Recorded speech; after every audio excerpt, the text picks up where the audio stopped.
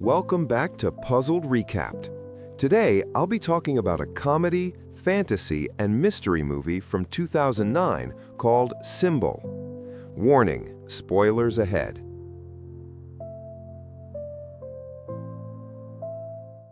A Japanese man wakes up wearing bright, colorful pajamas. He finds himself inside a pure white room. The room has no doors, no windows, and no visible ceiling. Everything is empty and quiet. When he walks closer to one of the walls, he notices something strange sticking out. It looks like a small button shaped like a male body part. Curious, he touches it a few times. Then he presses the tip. Suddenly, hundreds of laughing baby angels come out from the walls and the floor. They stay for only a few seconds before disappearing again. But they leave something behind. Many more of the same button-shaped parts are now sticking out everywhere. This stage is called learning. The man smells the finger he used to touch the button and instantly panics. He screams, cries, and begs for help, but nobody answers him. With no other choice, he begins pressing different buttons. Every time he presses one, a random object falls into the room. Sometimes it's a small toothbrush, other times it's a large vase. He discovers that each button always gives the same item. When he presses one button many times, he gets a huge pile of chopsticks. At first, this makes him laugh. But the fun doesn't last long. When he presses a button near the chopsticks, a small cart shoots out of the wall and slams into his legs, hurting him badly. Another button turns into a giant butt that farts directly in his face. Hours pass. The room fills with many strange objects. At one point, he throws a ball, which accidentally presses a button and gives him sushi. He becomes excited because he is very hungry, but he soon realizes there is no soy sauce. He asks whoever is controlling the room to give him soy sauce, but no one responds. He presses buttons again and again, piling up sushi, but still no sauce. Finally, he gives up and eats the sushi plain. He enjoys it, but right after he finishes, a bottle of soy sauce finally appears. Angry, he pushes it away. Later, he presses another button and gets old-style 3D glasses.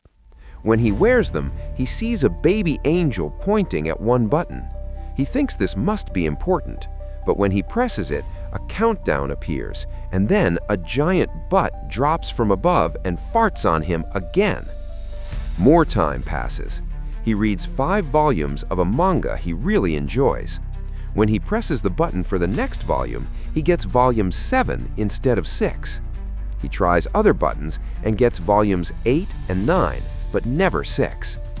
Then something important happens.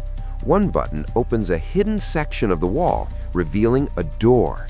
He celebrates loudly, but in his excitement, he forgets which button opened it. He presses random buttons again. One releases an African tribesman who runs across the room. Another pours water on his head. Finally, he finds the right button and opens the door. He runs toward it, but it closes right in his face. After several painful tries, he realizes the door stays open only while the button is being held down. He tries many ideas, pressing it with his foot, hitting it with a fly swatter, pulling it with a rope, blowing air at it with a fan. None of these work. Then he tries placing a large vase on top of the button, but it isn't heavy enough, so he decides to fill the vase. He tries water, but it only falls on him. He fills it with sushi instead, but it becomes too heavy to lift. Using chopsticks, he slowly removes sushi until he can carry it again. Just when he is close to success, the African tribesman appears again and accidentally knocks the vase over, breaking it. The man completely loses his mind and starts screaming. Later, after taking painkillers and resting, he presses a button to get water to brush his teeth. Instead, a rope drops from the ceiling. This gives him a new idea: swing on the rope to reach the door faster. But when he opens the wall, he discovers the door is locked. In frustration, he kicks the wall, and a key appears floating in the room. However, it disappears when the button pops back out. Now he must keep both the door open and the key visible. After many tries and mistakes, including buttons that release barking dogs, he finally finds the correct button again. He marks it with sushi. Using the rope and the plunger, he swings across the room, pushes himself forward, grabs the key, opens the door, and reaches it in time. He unlocks it, but then finds another lock that needs 3 numbers. Frustrated, he throws the plunger, which releases the African tribesman again.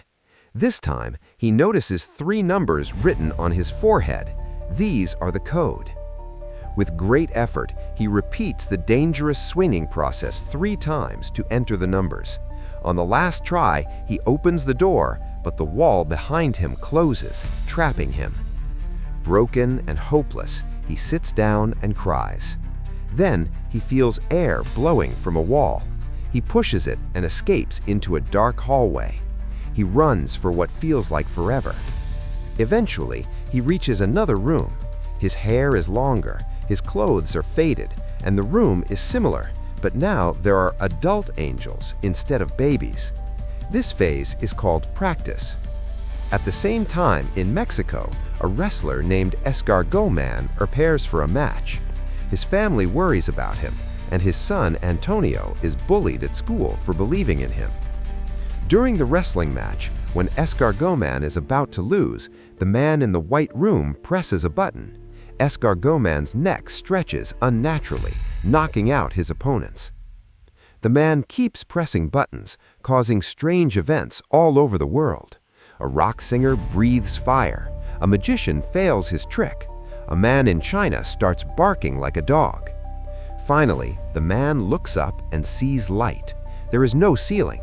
He decides not to press buttons anymore, but to climb using them. Every movement causes events on Earth. Flowers grow, objects move, people succeed or fail, history changes. As he climbs higher, his beard grows, and he begins to float like the angels. Now he understands everything. He has become God, choosing events carefully instead of randomly. He enters a final glowing room. The walls show all the continents, and one huge button stands in front of him. This final stage is called Future. If you're enjoying these movie recaps and want more stories broken down, roasted, and explained, go ahead and hit subscribe so you don't miss the next one. I've got plenty more films lined up. But hey, you can always change your mind later.